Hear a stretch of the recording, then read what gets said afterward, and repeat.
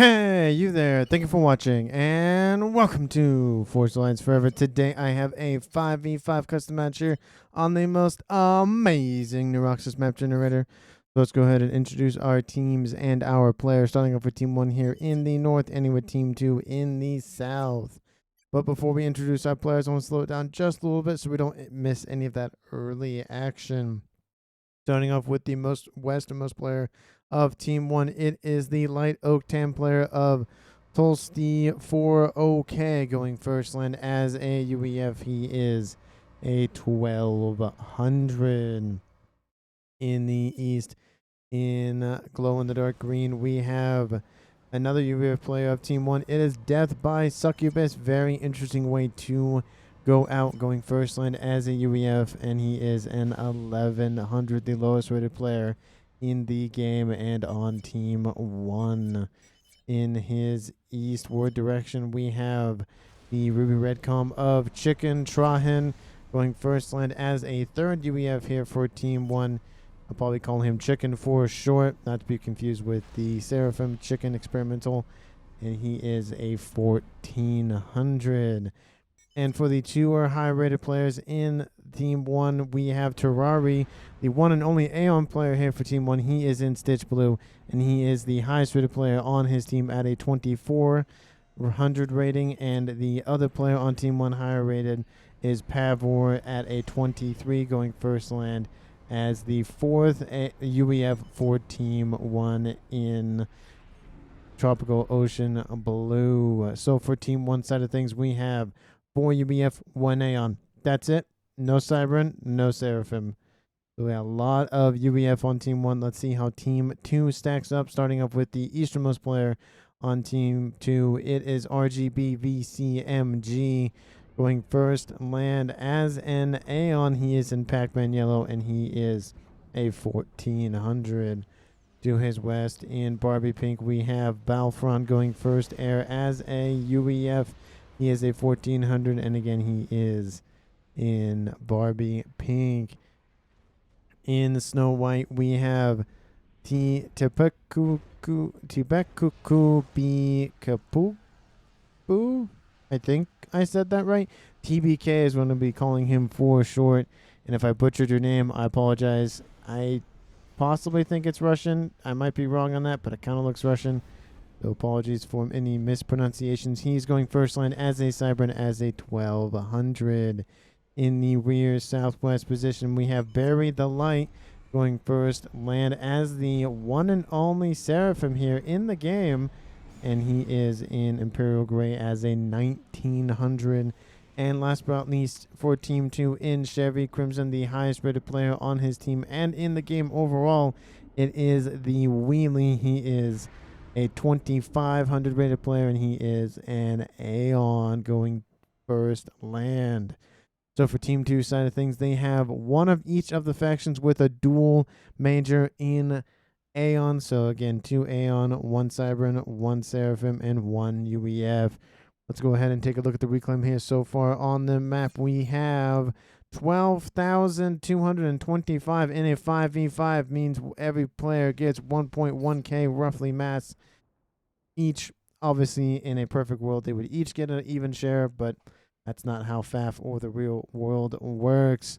And in terms of mass point layouts, there's really, honestly, it's kind of slim pickings in this game. Of course, you have the core mass and surrounding mexes, and then you have some outlying mexes, tertiary mexes. There's a double mex position on the northeast and the southwest, but really it's kind of reminds me of a star, kind of a 8-sided star, kind of like the compass rose, the north, south, east, west icon. And realistically, there's not really a lot there. It's a desert, and so I guess it's going with the theme of a desert, and it's very slim pickings. The players will either desperately fight over mexes, or they'll just kind of leave mexes. Like if one player has one, that's great. There is a rear guard mex position here in the southeast and northwest. It does look like the possibly air player Barry the Light will get that, and those look like the western player of Tolsty will get that as well. But besides that, there's not really a lot of mexes, so expect a lot of mass FAF arms, expect RASCOMs, and that sort of thing. Let's go ahead and speed this game up back to 0 and get the early action underway. We do see a scout running around here for the east for chicken. We have a nice little scout in the east for Team 2's RGB. Kind of just hanging out, waiting for some units to approach. Very good move there. Just takes one unit to just sit there and hang out. We do see the comm of Pavor moving southward, and of course he is a 2300 facing a 1400, and it does look like RGB is going to meet him just head on. We do see chicken, and I think everybody except for the rear player of Terrari pushing forward on Team 1, and everybody on Team 2 doing the same thing except for the wheelie, which is just so content and sitting back getting his nice little position set up, probably for an air facility if memory serves. It's kind of just the formation for that T1 P-Gen kind of setup to get that nice air factory rolling here. We do have a couple of interceptors here for Team 1's chicken, kind of just hanging out, waiting for some action. But a lot of this is just going to be an early push. There's a lot of interesting terrain here. You can see a lot of these mountains, a lot of these solo mountains, whatever. Hilltops, cut hilltops, look like little, volcanoes that kind of have their tops blasted open. There's a lower plateau section in the middle with no mass to speak of, so not really worth grabbing. These kind of these really weird shaped cutouts in the middle of the map kind of gives that star motif. It kind of looks like a almost star slash rose, the compass rose kind of arrow setup. But I mean, it's such an interesting map from the Neuroxis map generator. I haven't seen one like this in actually ever. So it should be a very interesting game here at 5 minutes so far. Comms are starting to get closer and closer to one another. It does look like there might be some action on the cards here for RGB and Pavor. That's really most of the action has either occurred or will occur. He is a Aeon facing a UEF, so we do see in the east a couple of spirits. Looks like we're taking out one. Aurora is in the rear, and it does look like it's being shot at by a Snoop gun. Damage and range going on the cards here for Pavor in the east, trying to hold back his opponent. He's just going to be content with building up some T1 forces of his own. We do see, again, there's not really one clear lane. I mean, this is west and east, and everything in the middle is kind of just there. There are, I guess, two major kind of Midwest and Middle East kind of lanes. But honestly, not really a whole lot of avenues of attack. I expect to see a lot of air. My teammate is manually reclaiming the one mass rocks. Where is that happen? Oh, over here. Yeah, literally reclaiming them one by one. Oh, no, they're... I guess you could say that. Very interesting that he's reclaiming them by hand. But, sometimes you just want to get down and dirty and do that yourself. Africa simulation says the wheelie. Yep, I mean, you're not terribly far off. This could be in the Sahara for all we know. There's some water in the corners of the map. So, I don't know, maybe, 1,000 years from now we'll see some water in the Sahara. Who knows? We do see, of course, Pavor engaging RGB's comm and his units direct with that gun upgrade, one-shotting all of those Aurora, and will now go straight into the comms of RGB VCMG here at 7 minutes in this game. And there are a decent amount of strikers here, and he is looking not great. We have 8,000 hit points left on the chassis here for Pavor, and we have 6,000. Dropping almost below 6,000 here. So even if the nuclear explosion were to go off, I think Pavor would make it out just slightly. That's just slightly, just due to the increased damage coming off of that comms gun. It's just putting out more damage than his opponent. RGB doesn't have speed or range, so he's kind of just stuck with a standard issue comm, a very just off-the-shelf, non-upgraded, non-modified, that sort of thing. No veterancy as well. You do see Pavor trying to get his first rank in veterancy. Almost gets it there with that Aurora kill, but just can't seem to land the finishing blow. We see damage range in the middle here for 2 of the other UEF comms for Team 1. Which Terraria is the only Aeon comm here on Team 1.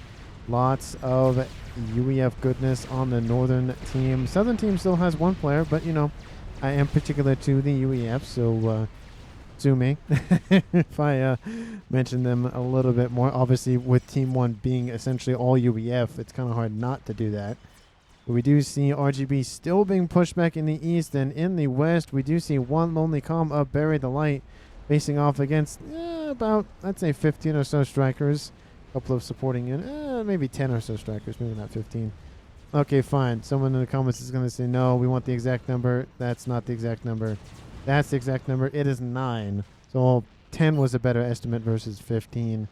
But again, Pavor is still pushing forward, has a first-rate conveterancy versus RGB's no veterancy under 3,500 versus 8,700. So definitely will survive the nuclear explosion if he kills off RGB.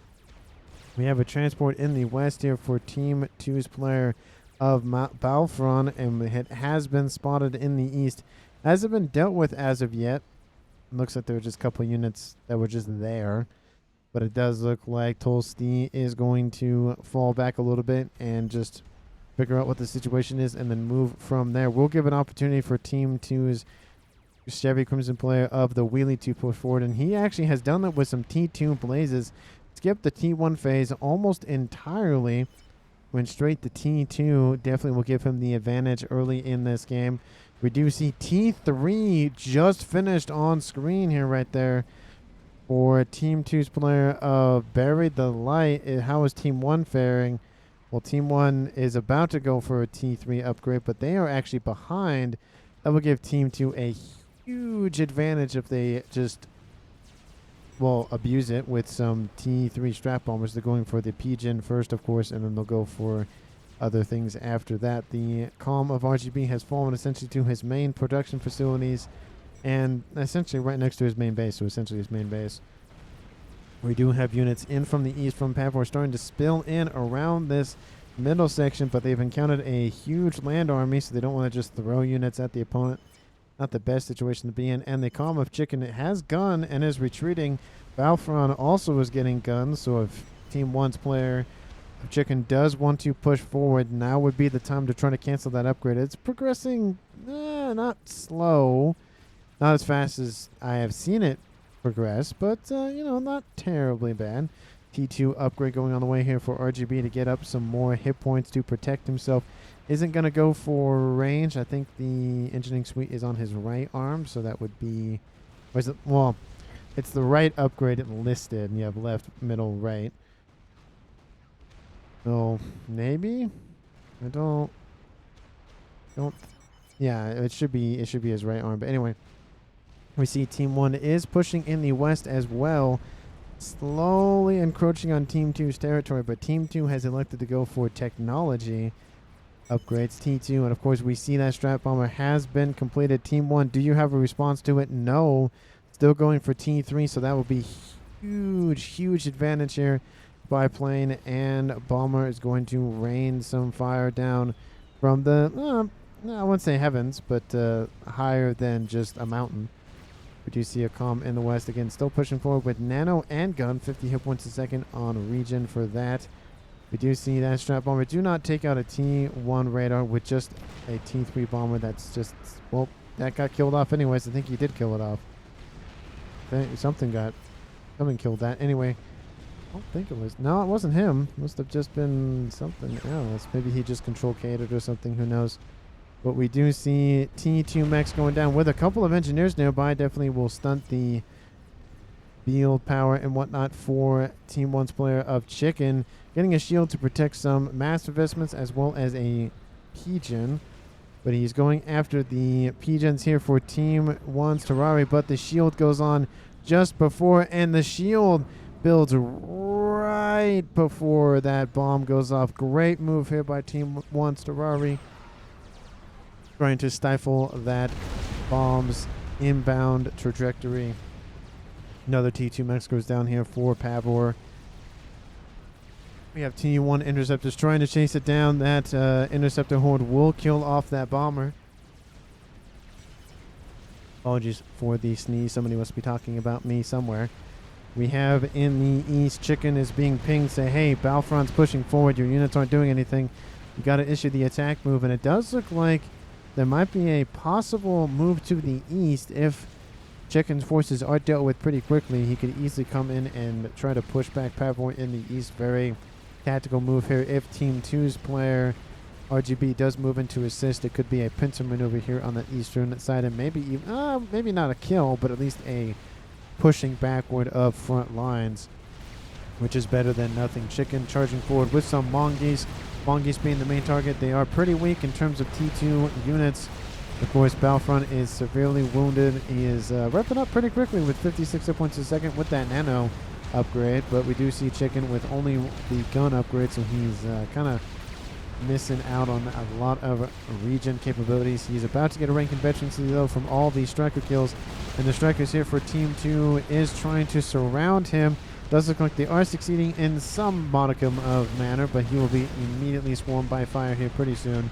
Overcharges goes into the back of Chicken, and I think that comm is not long for this world. Just making sure we check out the east. Bomber in the west. Sorry, check out the west. Barry the Light is throwing another bomber at the front lines, but Chicken is just being swarmed here. Cannot move, cannot do much. Overcharge kills a ton of units, gives him a second rank to veterancy, gets him back in the yellow, but then falls back into the red once again. T1 Strikers trying to hurriedly catch up with him. Battlefront almost perfectly healed up. 62 hit points a second. Tries to get under a shield here for Chicken. Chicken's parashield will to fire, immediately be killed off, and we have some T1 Mech Marines trying to force him back. Chicken falling below 600 hit points, 500 hit points, 300 hit points. Oh, overcharge, parashield still online. Game resumed. Trying to hide around this little hillock mountain thingamajig. 500 hit points. Overcharges into that striker. Does not have enough to gain a nice rank in veterancy. Still about 800 away. We have T2 pillars inbound here for him as well. And now Battlefront's on the other side of the mountain. Cannot seem to, we're playing chicken here essentially. Not chicken, but we're playing a ring around the rosy.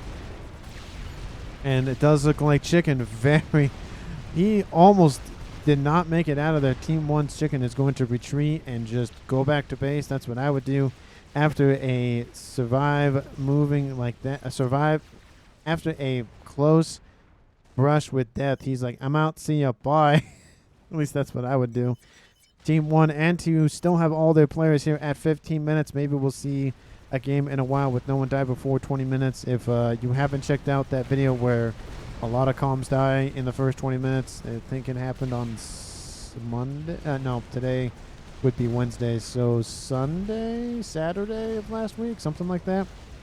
The one-man army is the thumbnail text. So if you haven't seen that video, I would highly, highly, highly, highly encourage it. Very good game. Even if you don't watch all of it, the first 20 minutes are definitely worth a watch at a minimum. We have T3 units running around here for TBK. He's getting into some just some T1 mexes and other facilities, but something's better than nothing. There are loyalists running around. These are the loyalists for TBK, but there are some T1 bombers going after him. Maybe they'll get something. I don't know, but ASF's come in and swiftly take care of that. Too bad they want swift wins, and I could have made that joke a lot more on point. Close enough. It does look like that loyalist will be kind of just hanging out here, and this one down south they'll just hang out there. But we do have the comm of Chicken. Did go for nano, and he'll rep up pretty quickly. We have 5 parashields, 6 parashields surrounding him roughly as we speak.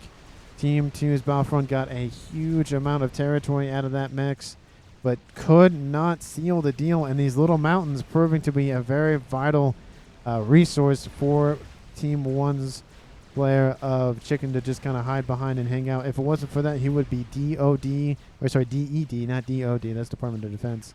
The wrong D starting acronym, or just word or some, word, not acronym. But in terms of those bombers, there is still one alive in the west here for Team 2's Barry the Light Air Player. And he is dropping in on top of that T2 Mechs, and it's going to hurt. Gets 2 T2 Mechs out of the mix as well. Great bag by him. He's up to 3 kills, 2,700 mass killed. Definitely the Bomber has paid for itself. Don't know what it's doing, trying to stay away from Team 1's interceptors and ASF. There are ASF running around here for Terrari, trying to assist in dealing with that bomber. Bomber incoming once again. Will take out another T2 Mechs and doing a decent amount of work against that land factory here in the west. If you take that out, Team 1's Toasty will not be able to produce any T2 units for the time being. Loyalist coming in to assist the attack on him as well. Another T2 Mechs going down. Will kill some engineers as well. Would probably want to grab this one. This T2 Mechs might get it, might not get it. But if he doesn't get it, the bomber will get it. And I don't know what the bomber's going for. Kind of just running around at this point. The backline Mexes have been taken out. That attack in the northwest was dealt with pretty quickly here from a battlefront, but it was more of a diversionary tactic more than anything else. Brass going on the way here for Team 2's Wheelie. And he has T3 land going already for Raz. Actually, that's a shield comm. That is not a Raz comm. Very interesting. And he is building some... Oh, he's going to do some transport plays. Very interesting. We'll have to keep an eye on that. I don't see anybody go... Oh, no. We have another T3 facility here for Balfron. He's going to be switching up his gameplay from land to air. And we already see a drop coming in from the Wheelie as well. He has something. Is it a shield comm? I think it's a shield comm on board. There he is. That shield comm has... Or shield blast comm has 20,000 hit points in shield. Oh, looks like there's a power issue here. But 15,000 main hit points. Has a bulky backpack. And also has... what is that? I don't... Hold on. What is that upgrade on the Wheelies? Let's see. Don't recognize the... It is... increases main cannon range and grants AoE damage radius. Interesting. So it's just a shield combat preset commander. So kind of like a Rambo comm is essentially what I'm getting what I'm leaning at here from the Wheelie. He's trying to help Battlefront in the east while he switches over to air. Very interesting play. If they're on comms, that would definitely explain why there's not a whole lot of chat going on. Because that definitely, he placed that on purpose to help force back Chicken while Team 2's Battlefront retreats and deals with going into air. So again, that would kind of beg the question if they're on comms, on Discord, that sort of thing. But obviously cannot confirm that 100%, but it does lead to that kind of suspicion. We do see Team 1 and Team 2 still have all their comms left here at 20 minutes in this game. Team 1 has 742 mass per second. Team 2 at 860. With Team 2 definitely in the driver's seat in terms of mass per second. And Team 2 already massing over 30,000 mass more than their opponent. That's a little bit more than a chicken. I think that's, yeah, that's a little bit more than a chicken's worth of mass. And that not Rambo, but Shield Combatant Preset Commander forcing Chicken back. We do see Team 1 Bombers, but that's not going to do a whole lot against two of these things. And let me know down in the comments who you think is going to currently win, Team 1 or Team 2. Hit the sub button, hit the like button, hit all the buttons. And please, please do so. I greatly appreciate it, especially the comments. I love to read them. I love to respond to them. My work changed a little bit, so I can't realistically respond at work. Instead of working in an office, I'm now working kind of not on call, but I'm working at more job sites, that sort of thing. So I don't have I'm not sitting in front of the computer every day. So it will be a little bit longer before I respond, but I will respond. I do promise that. And we see these shield combatants pushing forward with that AoE spread, taking out a couple of parashields per shot. These Rambo, stop it with this stupid visual glitch. We have Chicken being forced back. I can't see his veterancy. No, stop it. Let's just select Battlefront. That should get rid of it for now. There it goes. I have had it, have not had it. It's kind of weird how it just pops in and out. Sometimes it happens. And in the west, as I'm talking about those shield... Oh, he control K. Hold on. If you control K, was that a connection issue? Bye-bye T3 Mexes. He has one TMD. Can team stack. You see why you can... No, I don't see anything about... any disconnects or any sort of thing, so I don't know if he just felt like he was going to lose that fight anyways. We do see Bricks and Loyalists pushing the western side. Team 1 has lost their first player due to a Control K, and it's now a 5v4 in favor of Team 2. We have TBK is pushing his forces to the west, of course, and we do see Team 1 is responding. Terrari has control over these units. Probably would... I mean, yeah, that's probably a good choice to have him do that. He's focused on air, so that's only one land engagement versus having Pavor do it, where he would have 2 land engagements, the west and the eastern front. Kind of hard to jump back and forth, but in the middle, an attack being pushed by Death by Succubus. It does look like he believes in those shields, which I love to see, shielding his units from those Mantis, and there's a lot of them inbound. Missile launchers, we have Lobos, we have Parashields, we have Pillars, we have some AA guns. I think those are Skyboxers? No, yeah, those are probably Skyboxers. They could be Archers too, but I think they are Skyboxers. But we do see the comm in the front lines as well, getting some Mantis kills, trying to rep up his comms veterancy. I think he's at now 1 veterancy, so I'll definitely give a boost to his hit points. But a bunch of shield combatant preset commanders in the east here from Team 2's the Wheelie, and they're going to shoot through those units very quickly. Each of these comms has 35,000 hit points if you take into account their shield and their regular hit points. That is a lot to chew through. Good thing they're not, well, I was going to say they're not actual comms, but they're not those, they do have the they don't have the sacrifice capability on them, but just being able to just sacrifice themselves for a GC to just randomly appear, definitely not the situation Team 1 would want, but you know, this is better than that. But still, Death by Succubus is suffering a decent amount of damage here. That AoE cannon just ripping through those units on that front line. He is in the red. He has only a T2 shield to protect himself with, and I feel like he's not long for this world here, dropping below 1,500. AoE shot still going in, and there he goes. Team 1 loses another player here at 24 minutes, and it is the comm of Death by Succubus. He did not die to a Succubus. That must pain him, because that's probably how he wanted to go out. And he is now a 5.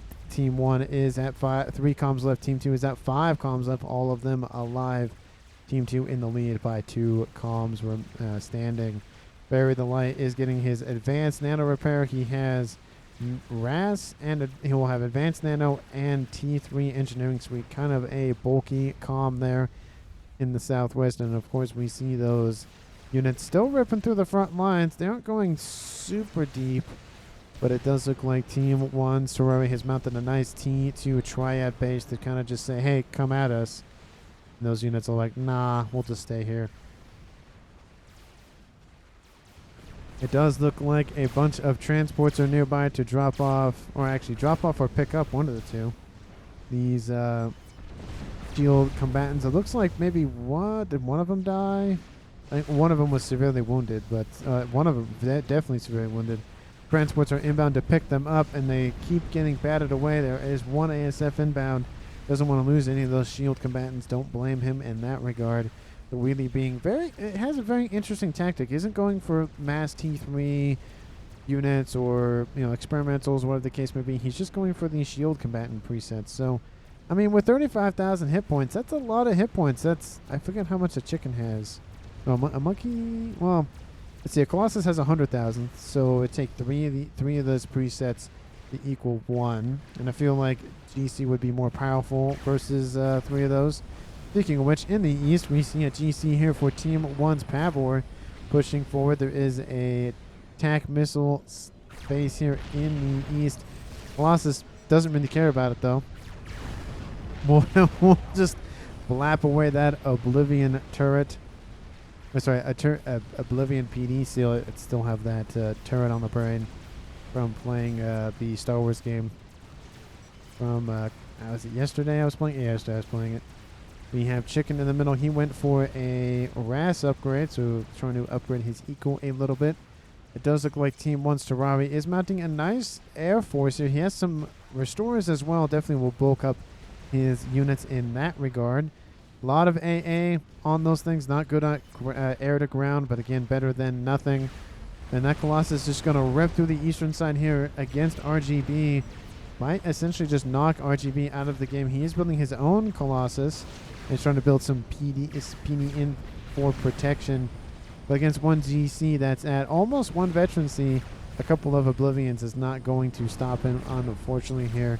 And this will definitely eventually knock out RGB from the most of the game for a while. He's not completely knocked out, but he'll be knocked out here for a little bit at the moment. Does look like there was either a drop or some sort here in the west here by Team 2's TBK. Establishing some Team 1 facilities either for spam or for engineers, one or the other. Probably engineers for now and then spam later on. We have some drops inbound here by these shield preset combatants, and they're engaging that Colossus pretty well, unless it turns around and then starts ripping through those hit points. That's definitely not what they wanted. And it does take a couple of seconds, I'd say about 30 seconds or so, to really kill one of those presets. The hit points on those Colossus are falling, not super quickly, but decently quickly. The shields have protected this little SACU for a little bit. Will it get out of range? And yes, it does, and protect itself. Takes out the shields. PD is being built as well. The second one of the SACUs to die will be this one. And it does look like he's targeting this one again.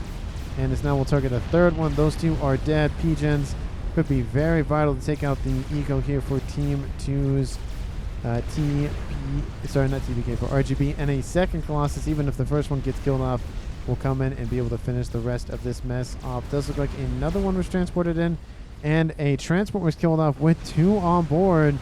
That's got to definitely hurt the firepower that the wheelie can muster for this eastern side. And transport inbound, probably to pick up at least one, or if not both of them. Comes in and goes, we got to get you out of here, or you're going to die. But inbound Cougar Fire kills off the transport. And that SECU says, no, save me, big brother. Now I'm thinking of Full Metal Alchemist with the Edward big brother, that whole scene. If you know what scene I'm talking about, that's one of the saddest scenes in that show. Definitely tugs at your heartstrings. And for those who haven't seen it, Full Metal Alchemist, really great anime. Really, that one is by far my favorite. It's the first anime I watched, and I have not regretted it. It is far superior to the Full Metal Alchemist. That one came out while the manga was being written, and so it kind of diverged the story a little bit. Brotherhood is far superior, in my opinion. And a donut with a laser is far superior to a Colossus with no AA. So, again, having those Independence Day flashbacks here in reference to yesterday's video, that Colossus is dying.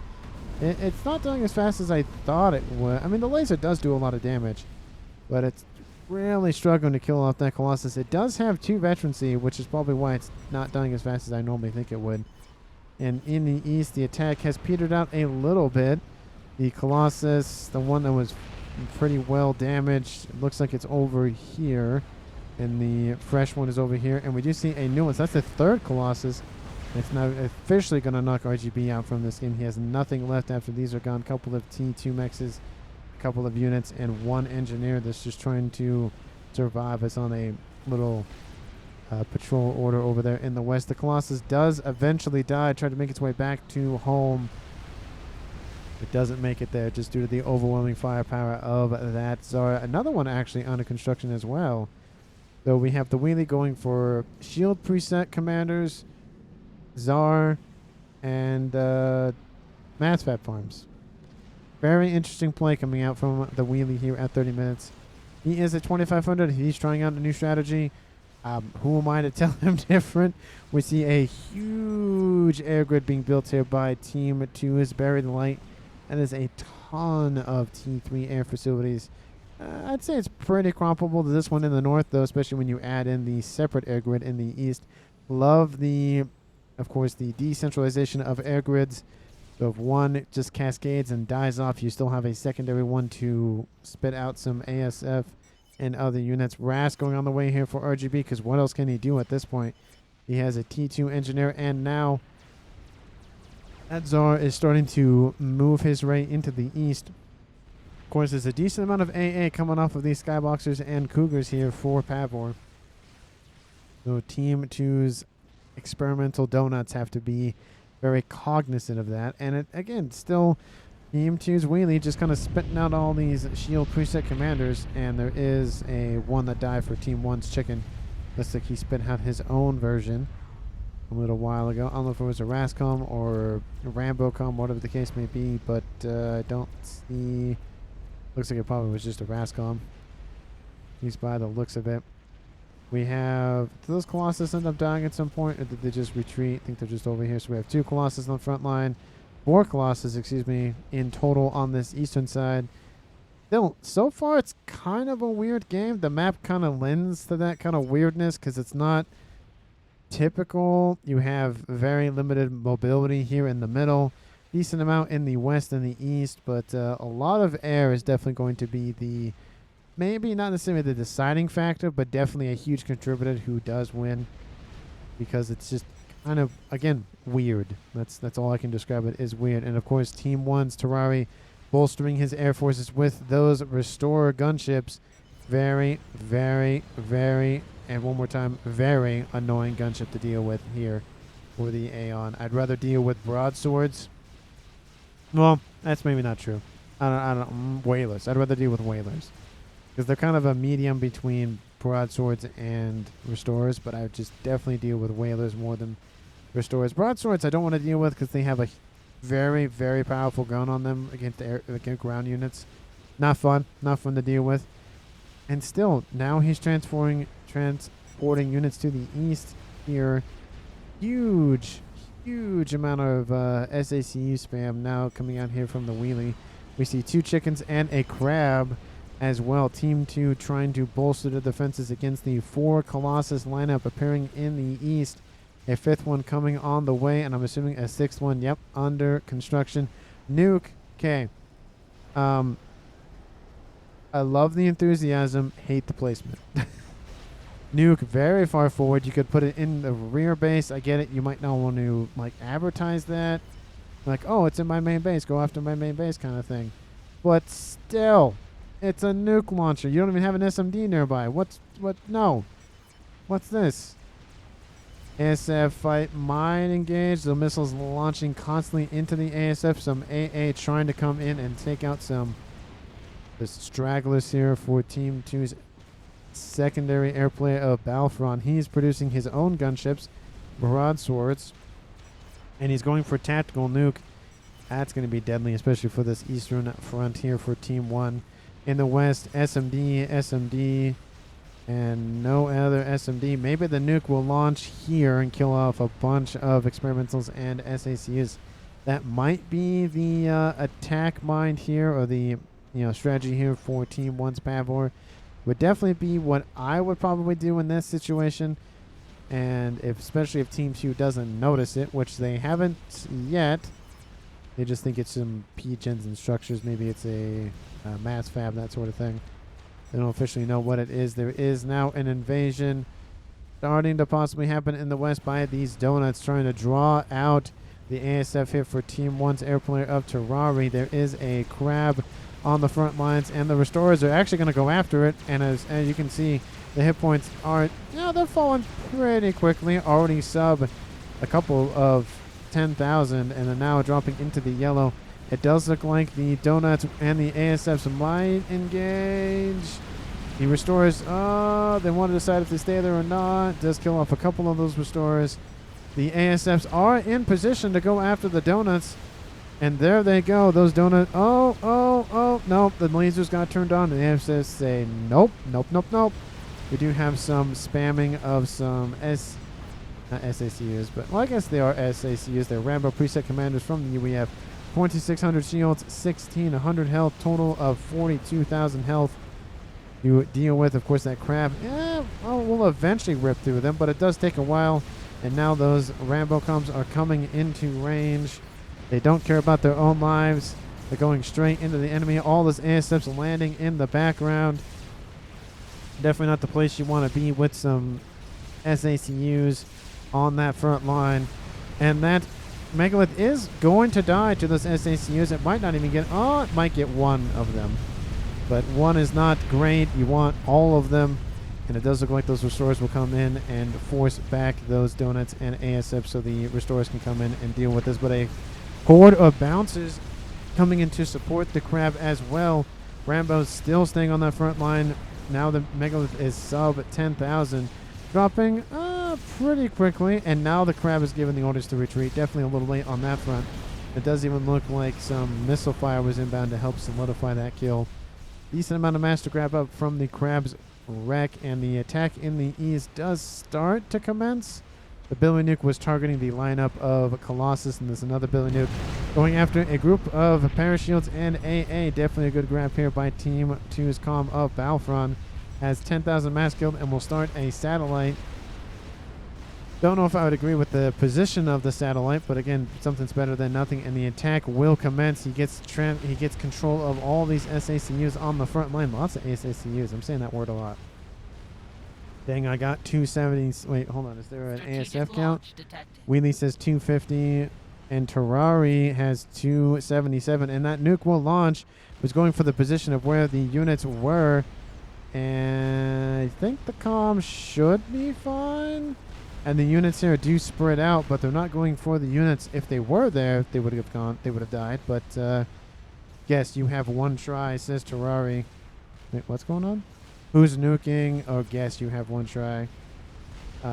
Kill Fatty, please, says Pavor. No, it does not. It doesn't kill a lot. It kills the core mass here for Balfron, but that's really about it. And the Colossus could engage. The Fat Boy is going to just keep pushing forward. And the Chicken here to support. The units have been split. This would be the perfect time to attack. The Colossus might move in. They're going to regroup. Again, still definitely worth it trying to split up the Chicken and all that firepower from the SACUs as well. Movement in the north, trying to push southward here for these ASFs. But the Donuts have gotten into the rear against Terrari's secondary base that was once owned by Tolsty in the west. We see a couple of SAM sites being built, but that's not really going to do much against 3 Donuts. The ASF still do not want to engage because there are, of course, a lot of firepower coming off the Donuts and all of those ASFs, so they're just going to have to be content with this position. A lot of refueling stations here to rep up the hit points and the fuel here for those ASFs. Does look like they might try to go after the ASF forces here for Bury the Light. But, they've kind of cornered them a little bit. They're going to try them back into the ASF cloud here for those Donuts. The Donuts just being fully covered by those ASFs. And now we have the Restorers inbound here for the main air grid here for Team 2's Bury the Light. And those Restorers are trying to target anything and everything of value. Pigeons being reclaimed as we speak to avoid that cascade explosion effect from the volatile explosions of the Pigeons. And a lot of the shields have fallen, but a lot of the numbers for the Restorers have fallen. They're going to target the western side of the Pigeons. And they only need a couple more to really do a lot of devastating damage. One more right here would be great. And they're going to get that one. Again, cascading across eastwardly. Some of those Pigeons are going to get a lot of work done, unfortunately, because they are being reclaimed as we speak. But unfortunately, the air grid, I'd say about a third, if not a half of it was killed off. Colossus still not pushing in the east, being the recipient of a couple of those Billy Nukes. Not stopping, just throwing those at the enemy here from Balfron's commander. 11,000 mass killed. Still, he is reclaiming the satellite instead of building it. We have that nuke launcher killed off. 32,000 mass, so one nuke, 32. That's pretty good. That's pretty mass efficient. And in the north, it does look like 2 of the Donuts were killed off. The 3rd Donut will stay alive. Team 1 has lost air control. Actually, Team 1 didn't really even have air control. It's more of a pseudo tie. Team 2 has air dominance. That's definitely dominance. Now, if they lose all the ASFs, that's different. And there are Cougars inbound. The Donut's going to hide over some water. And of course, those Cougars are just going to lay into those ASFs as much as they can. We even have some Cougars down south. That's a lot of Cougars running around. A lot of mobile AA. And they're just going to rip through some of those ASFs as they pass by. You can see them just drop by the ones I say ones because it's not tens and the hundreds because they're only dropping, at least, individually. Team 2 consolidating their efforts in the southwest. Of course, that's where the Wheelie and Bury the Light are, and it does looks like there's a little bit of a merge base starting to occur here between the players of Terrari and Chicken. However, we're still content with his small little base in the east and his much bigger base on the pseudo front line. This is really the front line, and he's just taken over this base that once belonged to TBK, and he's just sitting, sorry, not TBK, RGB. He's just sitting in the water, hanging out. White guy got like 50, says Terrari. 40, says TBK. He's talking about bouncers. No, that's 25. What's he talking about? What? E1 bombers? That's 66. I don't know what he's talking about with the 40. That's a lot of text. Some of it is in Russian. I can't read it, of course. Only 95,000 mass killed, says the Wheelie. In terms of reclaim, Team 1 a little bit ahead in the reclaim game, but in terms of mass per second, Team 1 in the lead, most definitely 1.9k versus 1.6k. Definitely a huge mass difference here. Well, not huge, but a decent amount to make a considerable difference. Billy Nuke still landing on the eastern side, and with now still 5 Colossus. Some of them not super badly damaged, and this position in the west, they're in the front, the western side of the eastern front, at least in terms of Team 2. Colossus down south looks like it's going after kind of outlying positions. Does look like it's being used as kind of not the scout, but just other things. Tolstein says scout, nuke here with no little nuke symbol. More SAMs. More SAMs everywhere. Team 2 has the advantage in the air by a decent number. No one's gone for artillery as of yet for 42 minutes. And more PGens being rebuilt here, of course, for that air grid. Lots and lots of mass FAF farms. We see more of them being built all the time. T2 mass farms just being put everywhere. The Wheelie building more Colossus.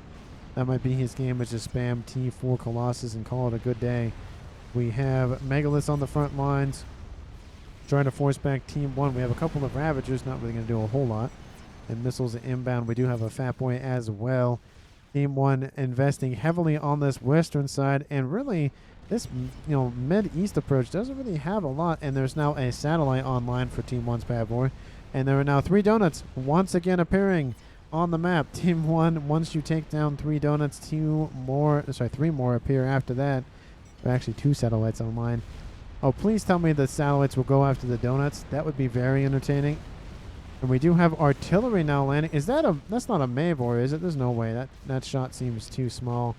No, it is a Duke. A second one is being built. So Team 1 going into the late stages of the game with those artillery strikes. Of course, again, Seraphim shielding isn't going to do a whole lot, especially with the coverage like that. Maybe it'll take out an emitter or 2, but not a whole lot. Lots of these parashield, mobile shield generator emitters are being produced here from this Fat Boy, who's actually getting a lot of assistance from the SACUs, and it's producing them very quickly. Mobile factory, very, very, very useful to have. We have T2 artillery trying to go after those parashields. Does take out a decent amount of their capacity, but now the Fat Boy is in range, going to engage this main base here for Team 1's Pavor. SMD online, loading as we speak. How's that nuke going? Nuke is loaded. A second one almost done as well. And SMD is online in the main base and loaded here for Team 2's Battlefront to protect himself and his Hive investment and PGen investment. But those units are retreating in the face of that artillery fire. There's not a lot, but again, the longer Team 1's Pavor builds up this base, the more artillery he will have. Billy Nuke still forcing back those Colossus. It does look like that other Colossus was eventually killed off or fell back. One of the two. It does look like the Crab is going to try to go around. Don't know if that's really going to work out. No, it looks like it fell back to assist in defensive measures. My Fabs, says the Wheelie. My Fabs. Oh no, his Fabs. Oh no. We have a SSCU going to be running around, possibly building more Fabs. Can you give me some masters? Terrari. RGB says question mark. Bush coming says Stop it, Death by Succubus. I want to read it. Push incoming. Push is inbound. 3 donuts, 2 crabs, a bunch of bricks, and a decent amount of AA support against a couple of Percy's and T1 spam factories. Yeah, definitely not the situation they want to be in. There's a couple of AA back here and a couple of missile launches, but that's about it for defenses. The crabs can rip through that pretty quickly. Give me Arnie, says Pavor. I don't know why, and he does anyways. Reclaiming is going on the way. Looks like they're going to funnel it into something else. Fat Boys, I guess, is the main ticket item here to try to throw back those crabs in the middle. And still, Team 2 not utilizing this attack vector over here. There's a couple of T3 mass extractors, and all these forces could just go screw this and just go north. Oh, I hit pause by accident. And they could go north and then just go straight into Pavor's base, or they could take an east and go into Pavor's base, or they could just actually make the attack and go into Pavor's base. A lot of Pavor bases on the eastern side. And in the middle, there's not really a whole lot here, so they could just completely just say, nah, it's fine, and go straight here against Chicken in the middle. So, there's a little Nuke plus Strats plus Mavor. Oh, do not tell me you're putting a Mavor there. Stop it. I want to see the icon. You are putting a Mavor. What? What is this? They're all on hold. But why? You just completely ignored your main base. Said, nah, it doesn't exist. There's a couple of mass extractors and that's it. Calm's back here hanging out. And looks like he might have a E problem. No, he's fine. He's just building up some mass. And just immediately gives it over to Terrari. What is Terrari building that requires... Oh, that's what requires 10,000 mass. Is a is an infinite resource generator of a Paragon. That is that's going up decently fast. Does Team 2 know about it? Nope. Who didn't know about the Mavor? Yep. They'll probably focus on that for now and then ignore the Paragon. So that might be the distraction experimental play. It does look like the artillery for Team 1's... Actually, it's now owned by Pavor now. I don't know what it's targeting. Maybe going after the units on the front line, but the attack order is given once again. I don't know if it'll go very well. Again, 1, 2, 3, 4 Colossus. Wait, no, there should be 2 more here. 1, 2, 3. There's only 4. It looks like... Oh, they're chasing that crab. And there is a Colossus waiting on the other side of the mountain saying, hey, peekaboo, I see you. Peekaboo. And the what is this? No. Don't play this game that Chicken did where you just go around it, because why not? Okay, peekaboo, I see you. No, this is, what is this? What is this? I don't even know I don't know how to explain this. Colossus isn't engaging because it doesn't want to. The Resource are engaging because they can. No ASF support on the eastern side here for Team 2. The attack has commenced. Colossus aren't even moving in the main base. Fat Boy's attacking the not the chickens, but the Colossus specifically. And we have some broadswords going after some defenses and resourcing options. How's the Mavor progressing? Oh, it's in the yellow now. How's the Paragon progressing? Oh, it's done now. And that is infinite resources at the tips. Tips? I guess it's tips of Terrari's fingers. And a counter Paragon is built by Team 2. We have dual Paragons, because why not? Which one is better? We have the Paragon. Can I get no, I don't want the A. There we go. That a good nope, stop. That you get a nice little shield here for Team 2. And for Team 1, we'll go over and get a nice little picturesque view of that. Which one is better, essentially. That's probably a good shot. A lot of engineer support, a lot of Rascoms to support it with some build power. I would like to get the clear shields, not the opaque shields that the Aeon have. The clear shields are easier to see. I mean, the Cybern ones aren't bad. They're just blue, kind of tinted bluish purple. And same with the UEF, but they're heavily like very, very, very light blue. And the Seraphim are just white. But the Aeon kind of dark. It's like dark mode, essentially. And it's counter It's Paragon, just as Paragon versus Paragon. Which one will die first? I don't think Team 2 knows about Team 1. No, they don't even know about Team 1's. They're definitely operating at a disadvantage. They know about the Mavor. And now I wouldn't be surprised. Explosions are happening. My mouse clicked off screen. What exploded? What? Oh, over here. Just some some combat preset commanders being exploded here in the east. We have some Megaliths charging the front line here against Team 1's chicken, and that is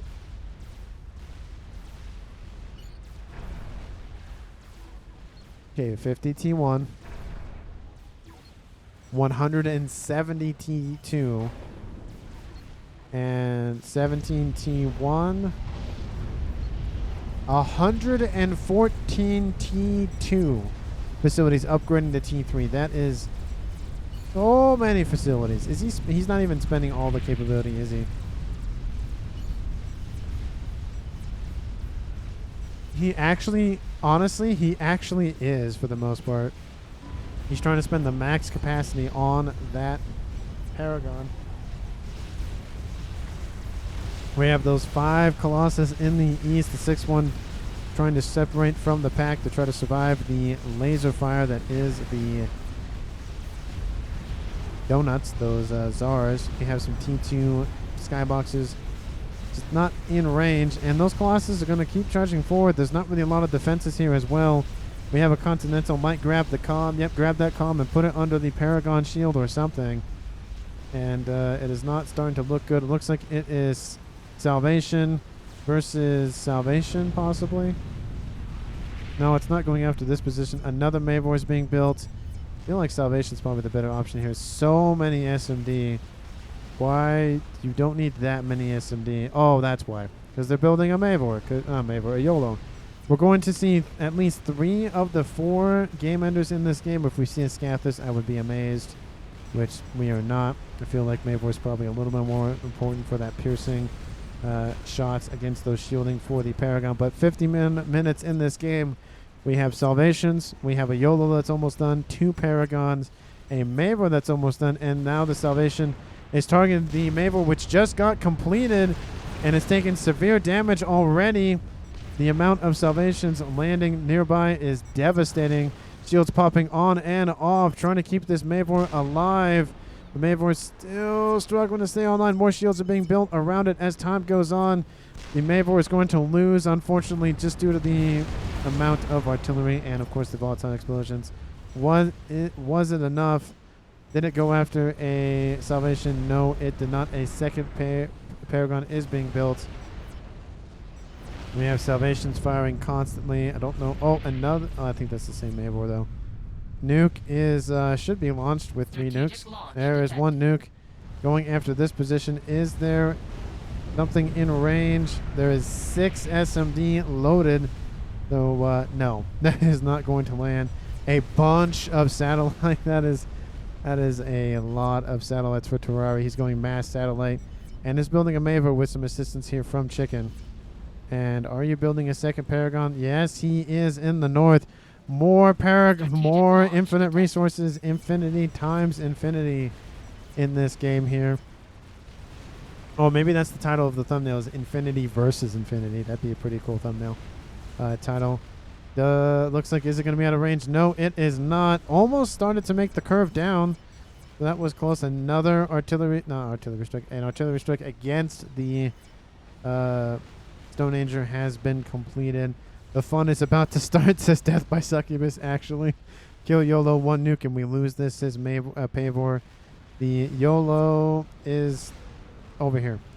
Strategic launch is detected, and what? What is this? What? What? What?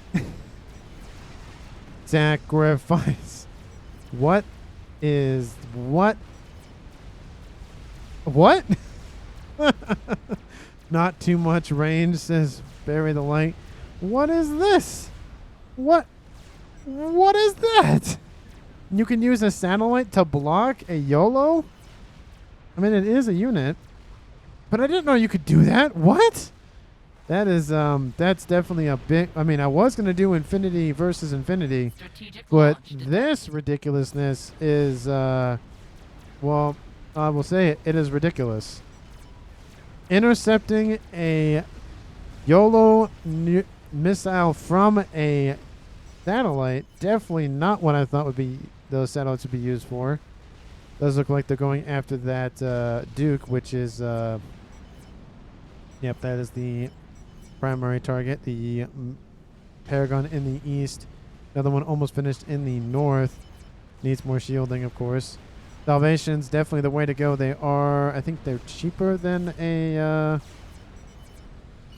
think they should be cheaper than a can you build, let's see, they cost, oh, they cost 202,000 versus the UEF. Let's see, Battlefront, do you have T3 on board? So I can easily look, where are you anyways? Never mind, I can just go to Team 1.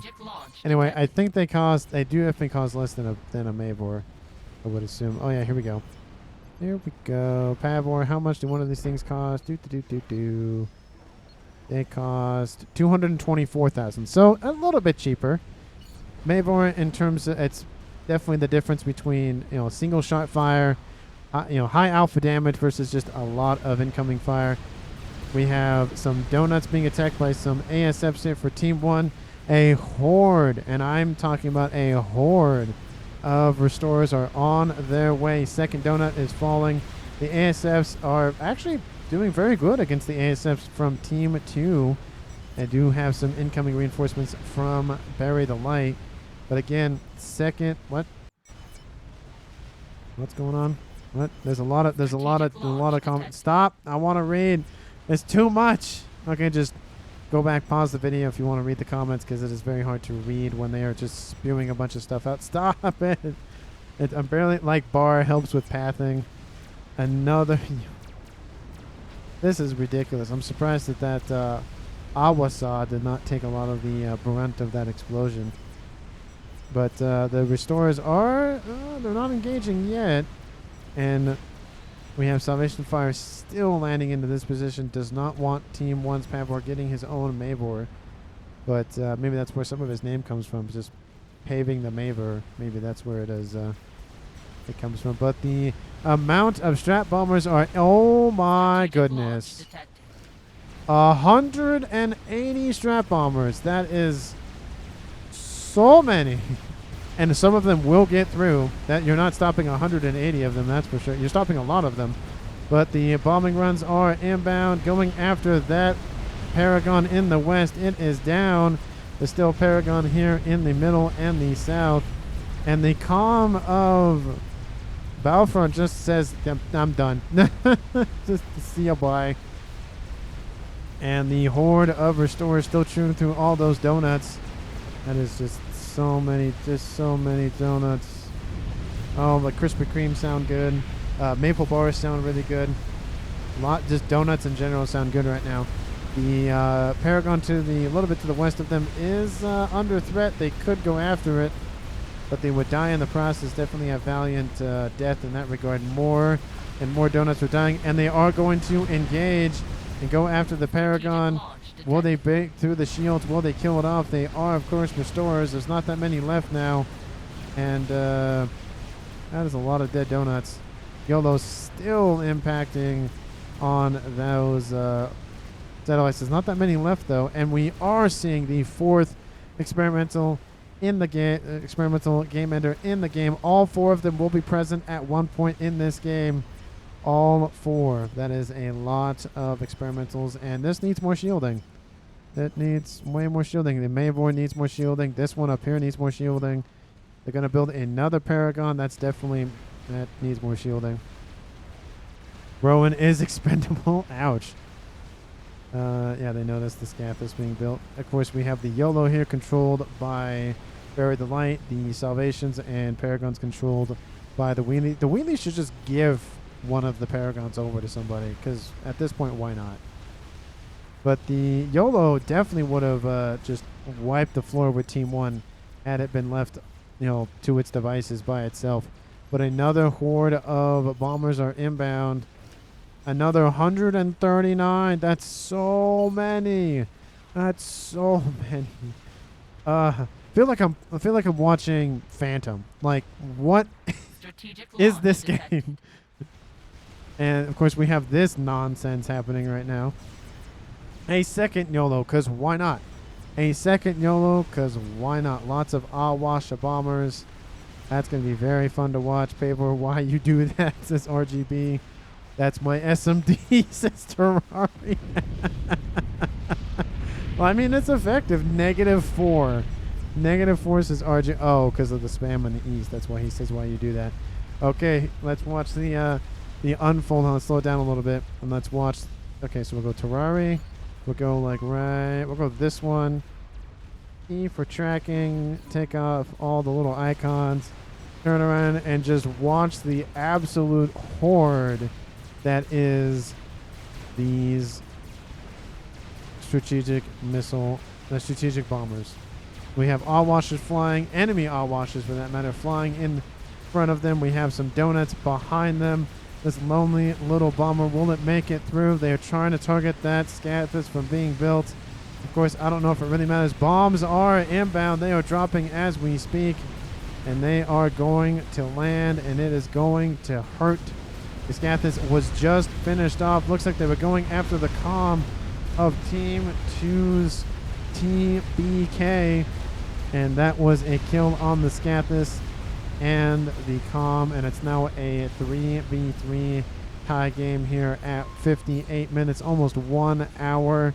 And the Awasher bombers, okay, no, go away. The Awasher bombers and the donuts have now been freed, I think, from their cages and are now just going to be thrown at the enemy.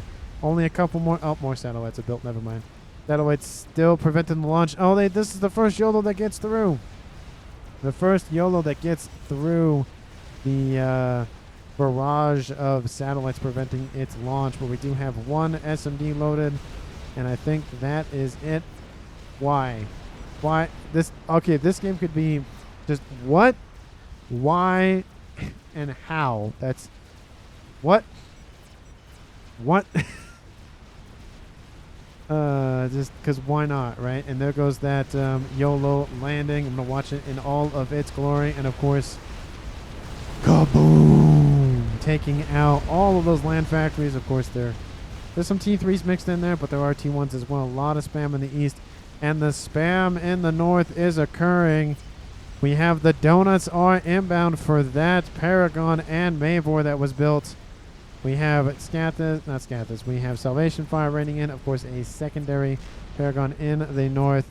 And they are going after the comm of Pavor. They're done with it. They're just sick, tired of that T1 spam. And they're going to kill him off. 59 minutes in this game. YOLOs, not YOLOs, but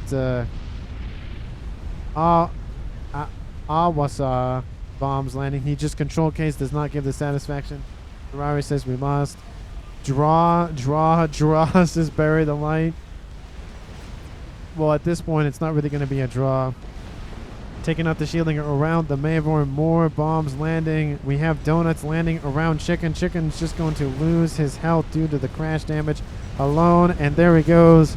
He is dead. It's a 2v3, and the replay is officially over. It looks like someone just control K'd or blew up one of the Paragon. Oh, I think it was the Mavor fire killed off the Paragon right here. That's probably what it was. But there was a secondary Paragon, of course. In terms of I think it was a draw officially. Not 1 hour, guys. Says, thank you for Tarari for saying that.